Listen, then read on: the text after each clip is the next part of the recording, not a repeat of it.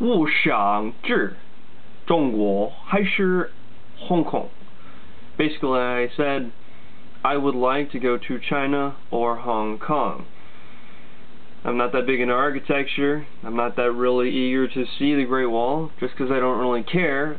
But Thai, if you really go, check out the miniature Great Wall. If you stand on it, you'll look like a giant. Chinese is the language that I'm studying in college right now. I plan on being an interpreter, translator, maybe China businessman. I would like to work there at some point.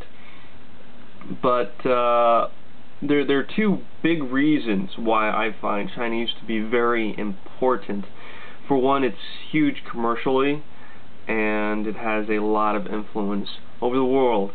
It's climbed out from a very poor communistic country to a communistic capitalist hybrid, which happens to be pretty effective for them. It's moved them out of that place. I do think that it hinders its productivity by being communist, but hey, they're governing their country, I'm not, and thank God for them not being completely successful with their structure, because if they did that, they would dwarf the United States. Seriously, dwarf the United States. Could you imagine multiple billions of people saying, hey, I want to be middle class, and we're successful? Yeah, I can only imagine the implications of that. But they are the greatest debtor nation to the United States, and they have a lot of pull on the world, and that is probably one pretty big piece of leverage, especially during these dark economic times. Another reason, too, is that politically, China and us, when it comes to our government bodies, we have our differences.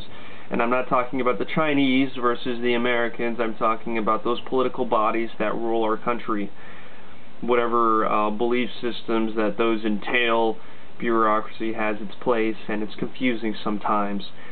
But during the McCain and Obama campaigns towards the end of the election, actually post the election, it was found that there were hackers trying to hack into those two campaigns, and a few of our government bigger bodies, FBI, CIA, I'm not sure exactly which agencies there were, but they had found that these hackers had derived from China. Whether or not that they were part of the government or part of some hidden conspiracy, G.I. Joe kind of organization in China, I do not know, but it did come from there.